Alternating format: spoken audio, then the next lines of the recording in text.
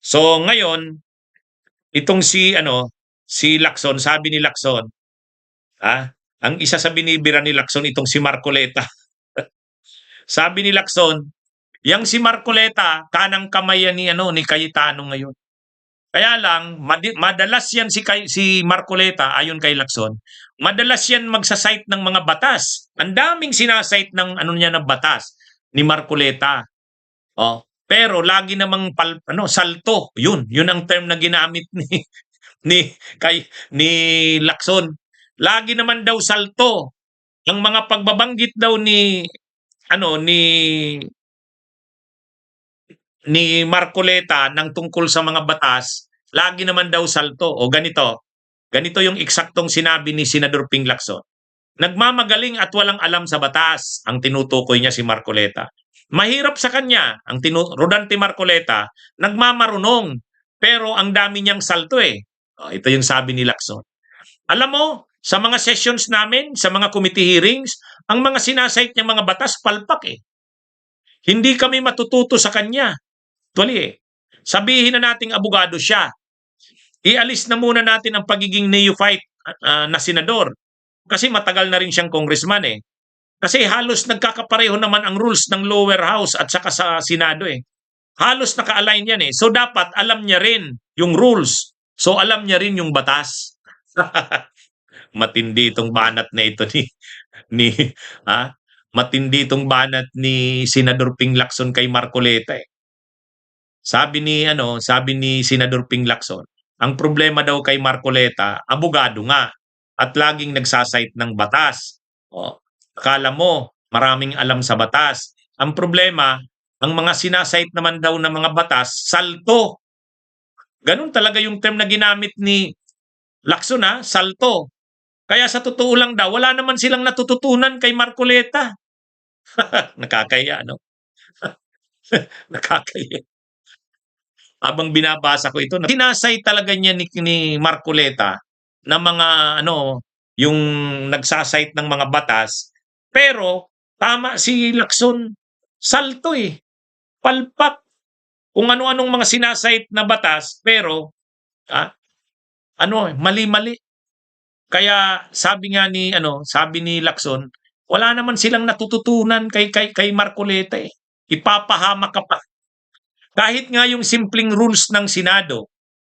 Ito yung simpleng rules. Kaya nga nag-comment si Lacson, it's the rules, stupid. Yun ang sabi ni Lacson, it's the rules, stupid. Kanino ang pinapatamaan niya doon na it's the rules, stupid? Si Marcoleta. Kasi nga nagkukomentaryo itong si Marcoleta kay Hontiveros, binanatan si Hontiveros na problema kasi pag wala kayong legal background, pag walang legal background yung kausap mo, problema. Parang akala mo dahil may legal background siya, dahil abogado siya, ano ka na pala? Ikaw na yung magaling, ikaw na yung laging tama. Ganun ang takbo ng argumento ni Marcoleta. Pero sa totoo lang, mali yun. Hindi naman kami dapat ganyan ng mga abogado. Ibig bang sabihin dahil abogado kami na yung pinakamagaling. Kami na yung laging tama. Kaya nga ako ayaw kong makidebate kahit kanino eh. Ayaw kong makidebate. Bakit? Anong gagawin ko? Magmamayabang ako dahil abogado ako? Ganun ba yun? Kaya tama yung sinabi ni Lacson. Huwag kang mayabang. Ano ka? Dapat, kung ano ang rules, dapat alam mo, dapat nga, tama yung sabi ni Lacson dapat nga alam mo ang rules kasi galing ka na rin sa Congress, sa House of Representatives. Ang rules naman ng House of Representatives at saka ng Senate, halos pareho yan. Bakit dito pagdating sa Senado, parang hindi kabisa, hindi alam ni Marcoleta yung rules? Kaya nga nung isang araw, di ba, nung nag-walk out yung minorya, nagpipilit pa sana si Marcoleta na ituloy yung butuhan. Nung isang araw, sabi ni Marcoleta, Madam President, tinatanong si Loren Legarda kasi siya yung presiding. Madam President, nung nagsimula ba tayo, mayroon ba tayong quorum?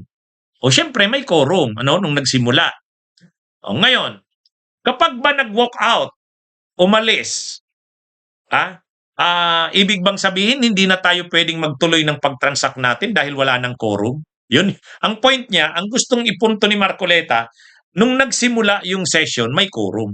Ngayon, kung umalis na yung iba, wala ng quorum, hindi pwedeng hindi matuloy yung butuhan dahil lang wala ng quorum. Yun ang gusto niyang mangyari. Kaya lang, nakalagay talaga kasi sa rules. Nakalagay sa rules. Kapag question mo ang quorum, obligadong mag-roll call. Kapag nag-roll call na walang quorum, pwedeng mag-move ng adjournment. At yung motion for adjournment, ano yan, supreme yan. Kaysa sa iba pang mga motions. Hindi yan pinagdidibatihan.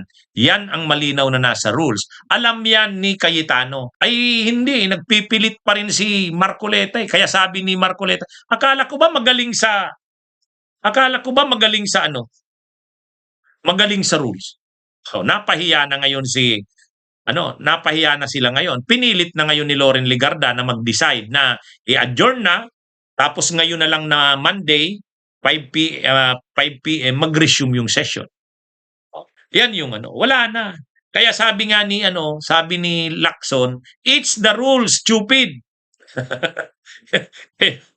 Yan yung Kaya ang banat ni Lacson kay Marcoleta ay ang dami niya namang sinasait na mga batas. Salto naman. Tuloy, wala naman daw natututunan sila sa mga sinasait ni Marcoleta. Ay, mga kabunyog, mga kababayan. Anyway, abangan natin ang yun. Binisita pala, sabi ni Yellow Diva, binisita yung House of Representatives, yung Senate, hindi. Ganun ba? Matindi talaga itong pangyayari ngayong araw. Anyway, abangan nyo mamaya kung anong mangyayari mamayang alas 5. O baka mag-resume na ng alas 3. Abangan nyo mamaya. Ilalive ko dito sa ating mga channels at Facebook page itong mangyayari sa Senado ngayon. Okay, mga kabunyog, mga kabayan, magandang araw sa inyong lahat. Mabuhay po tayo. Bunyog, halikan na kasama ka. Bunyog, kapag buklod ay may pag-asa. Luzon, Visayas, Mindanao, isa ang pananaw. Sa bagong Pilipinas ang bunyog isisigaw. Bunyog, bunyog.